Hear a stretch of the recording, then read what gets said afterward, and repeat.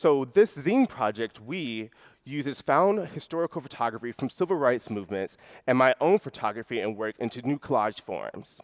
This is a narrative about the past and the present of the civil rights moments and how these images still remain the same, yet offers some hope and resilience to move forward. So it's interesting finding all of these typographic instances of protest posters throughout time. I pulled a lot of these from the Library of Congress in the US, which has a large database of all of these types of historical photographs. And using design, we can help change the discourse around the power of visual communications and change the perception of communities and the narratives that are often drowned or made silent. In the We the People exhibition, I was invited to create a poster alongside some of my favorite designers to bring to life one Bill of Rights. Co-hosted by Thought Matter, Mirko Lixi, and the Constitutional Sources Project, I was assigned the Fifth Amendment inspired by this excerpt.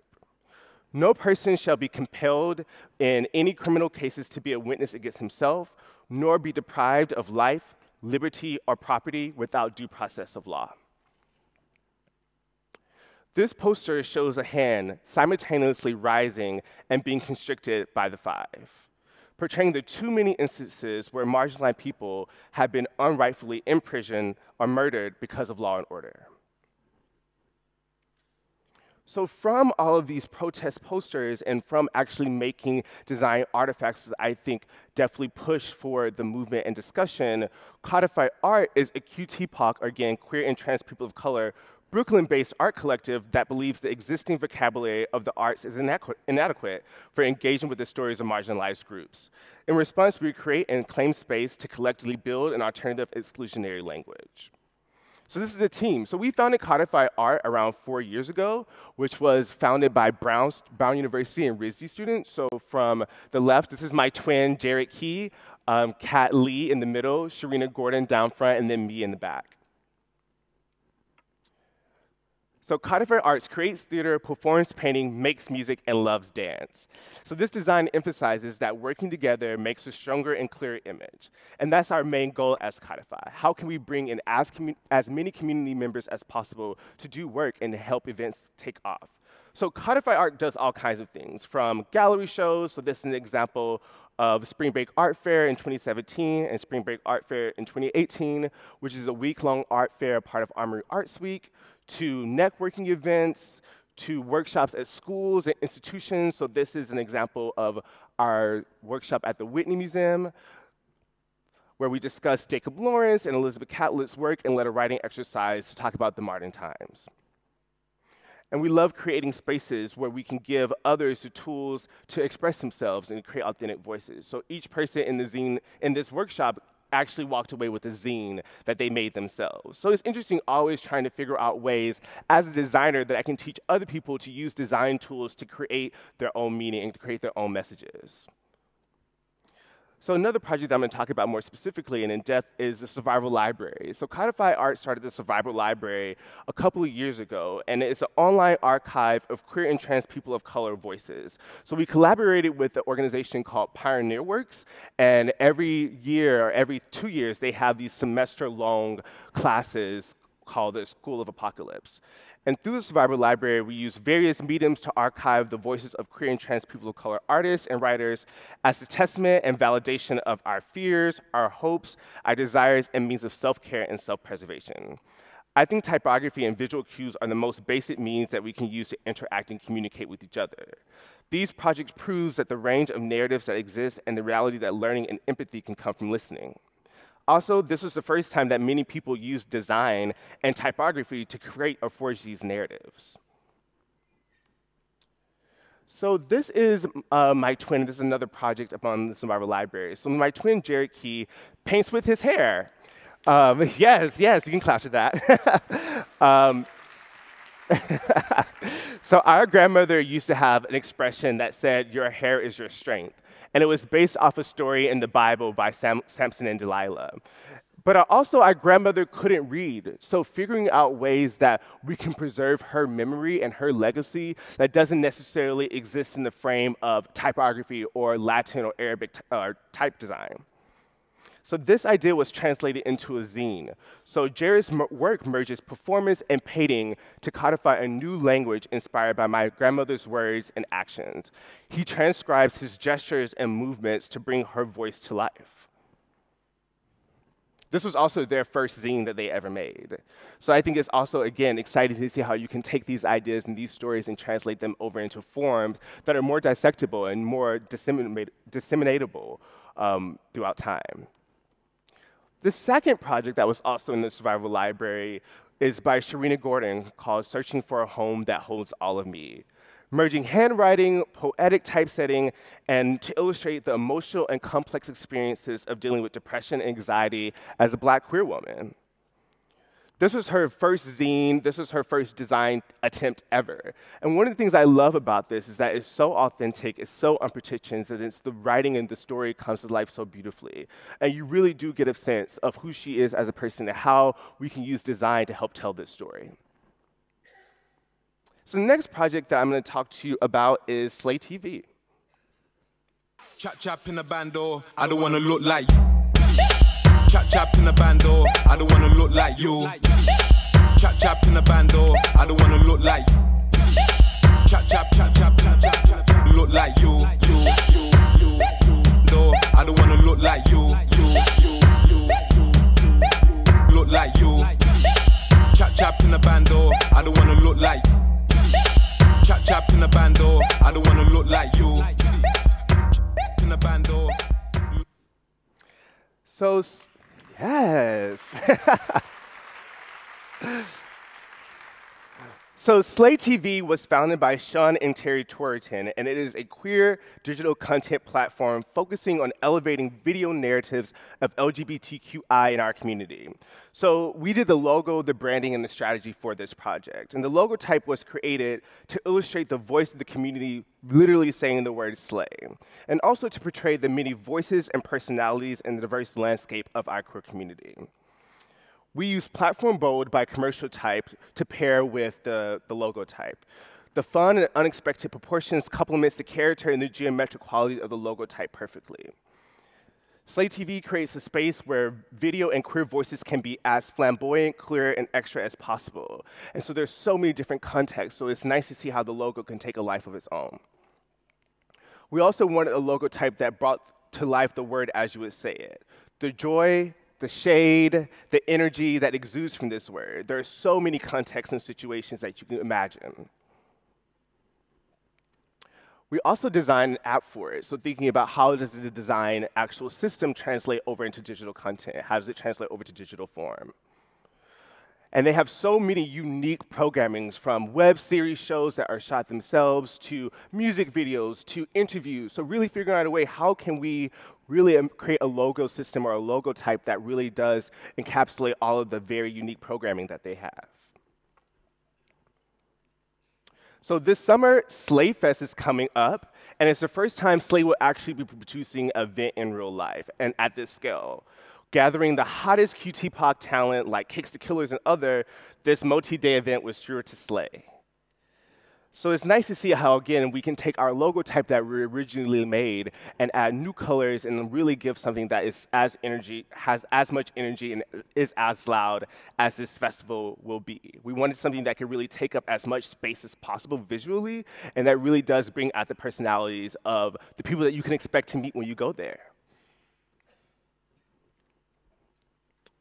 The next project that I'm going to talk to you about is the 10th Magazine. So the 10th Magazine is a Black queer arts, culture, and fashion magazine that was founded by these gentlemen. So in the middle, we have Kari Sepp. In the front, we have Kyle Banks on the left. And in the far back, we have Andre Vernon. So the 10th was created to create a space where narratives and the musing of Black queer people and other people of color can be celebrated. So I've been working at the 10th for the past 4 issues as the art director. And so we started with the America issue, which documented a road trip across the United States, exploring and uncovering the different communities of Black gayness. From New York to Tennessee to New Orleans and LA, the issue defines the multiplicity and the diversity within a frequently monolithic thought of community. What's great about this project for me is not only do I get to help share these stories, but I also get to craft the way the reader interacts and perceives and digests these narratives. So the penultimate issue, the next to last issue that we just came out with, was about technology and the intersection of Black queer people in the tech industry. So spanning from community members to web developers to gamers to software engineers, et cetera. So we're really inspired by old and contemporary digital interfaces and icons. And again, trying to figure out a way that we can merge this print and digital world into the magazine. So you can see like old Windows, Mac icons that we use as columns for the text as a place to put all the copy. We spent a lot of time interviewing and working in San Francisco and Silicon Valley and Oakland. And we really loved finding these stories that express the success of them working in the tech industry or the trials of the culture or, really from the perspective of some of the most marginalized voices in the field.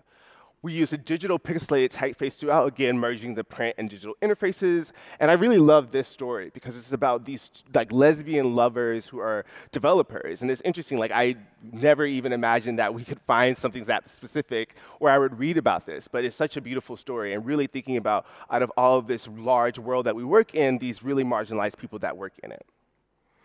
Malcolm Gamer X talks about the experience of discrimination in the gaming world, and I don't play games, so I don't really know how games work. I'm not a gamer. But again, it's really interesting being able to have a space where people can talk about these issues. And so many people have come up to us and say, thank you so much for talking about this. I felt like I was alone in this, in this way.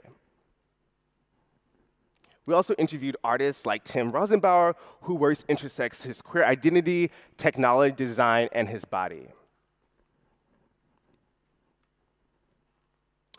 Or more fun articles dissecting how we take selfies and we use tech and apps to connect with one another.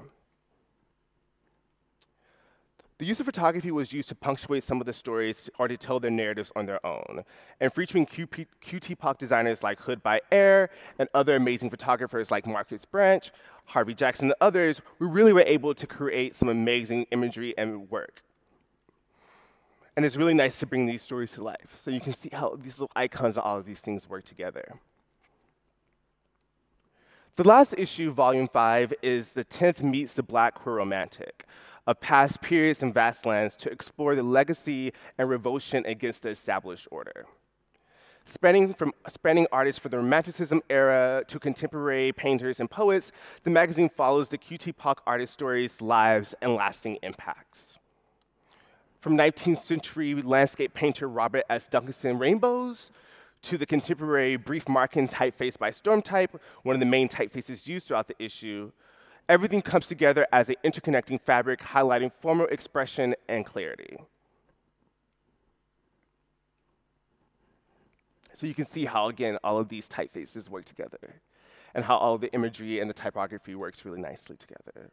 So the detailing of each letter form alone matched graphic motifs in the spirit and the complexity of the modern queer Black romantic.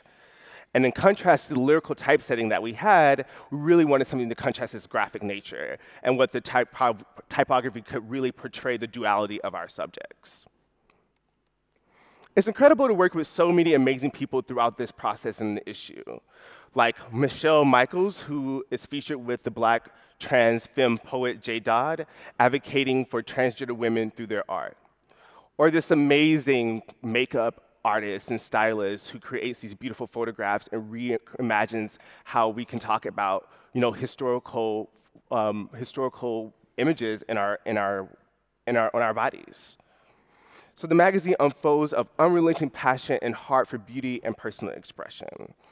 The issue also gives space for artists to share work that critiques social complexes that have existed since the founding of the US. So I love this piece called The Daddies by Kent Monkman.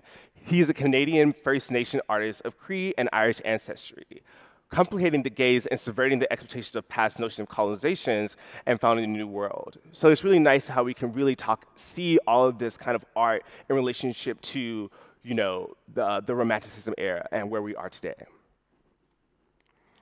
Creating this typographic flower typeface based off of 18th century paintings was an unconventional yet challenging, fun form to create for titles in the issue. And each issue presents moments of typographic play and experiments, sometimes more formal solutions that meets the historic period at the moment. You can see how all of these custom typefaces come in, again, seeing how the lyrical kind of serif typeface paired with some of the more graphic things happening in the beginning. And also how more playful things can match the personality of the people in the photographs. Yum. So the last project that I'm going to talk about is the Children's Museum of Art. And I think this proves to me that design has no limitations and expression can be at any age. So we're invited to give a workshop at CMA where we're asked 3 to 6-year-olds to create a typeface, if that was even possible. It was a great space. I mean, there's so many interesting and fun interactive places in the museum for kids to explore and run around and make art and get messy. And obviously, we're graphic designers, so we love type. So we thought this could be a really interesting experiment of seeing if these kids could actually make a typeface. So we chose 2 artists as inspirational forms for the students to respond to, the first being Hiri Matisse, that we all know. He's a French artist known for both his use of color and the fluid of his original work. He is a draftsman, he's a printmaker and sculptor, but he's primarily known as a painter. What's nice about his work, and I think what the kids responded to, is that it already starts to look like letters. And we really love that, and so we wanted to see if the students could really match this with their own forms. The second artist we had was Franz Klein. So he was an American painter born in Pennsylvania, is mainly associated with the abstract expressionist movement of the 1940s and 50s, and very similarly, it's very graphic and gestural, and a lot of these forms themselves start to look like letters. Like this could definitely be an H. So this was the prompt. We asked the kids to pick 1 letter, number, or punctuation sign, to pick 1 artist, and to paint the letter and cut it out. And so obviously, because they're mostly kids, a lot of them just chose the first letter of their names, which is really fun. So the kids got really excited. Also, the parents are really excited too. And this is what we started doing, really working with the students to really figure out how can you make this form? How can you use construction paper and paintings to make typography? And what we found out is that everyone loves typefaces and everyone loves typography at the end of the day. So it was fun translating this over into a digital working typeface immediately as the student and the kid finished their letter form. So they would cut it out, they would print it, we would take a picture of it, we would scan it, we would digitize it, and they would put it into the program so they can start using it immediately. So we made 2 working fonts. So this one is the one for Matisse. And I think language is really important in defining a visual look in systems. So we asked the kids to talk about the things that they were seeing and describe the art and why they chose it. And I love the descriptions that they came up with that you will see in a second. The Matisse cutouts look like seaweeds. They do. It's perfect. It's very apt. And it's nice to see how all of these things come together in this specific form.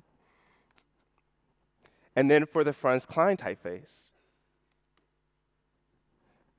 Like, look at this A, it's beautiful, it's amazing. Like, I would have never been able to make an A like that. And you can see how the gesture and how they really capture the movement of his painting so perfectly.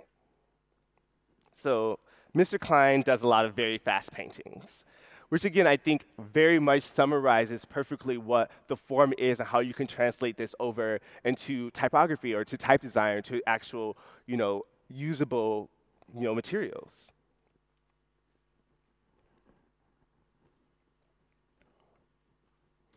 So at the end, we gave the typeface to the museum to distribute to the parents and to use for future collateral. So this project was really amazing, and I think I really love the work. I love the work that we do, where we get to use design, graphic design, and give it and teach it to people that don't necessarily know what it is or don't necessarily have the language around it. And I think for all of the work that I showed today, it really does stem from seeing what you need in your community, seeing the voices that are around in your community, and using design to help share their stories. Sometimes it's giving them the tools to make things themselves. Sometimes it's listening and allowing them to share your stories to you as a designer. So that's it.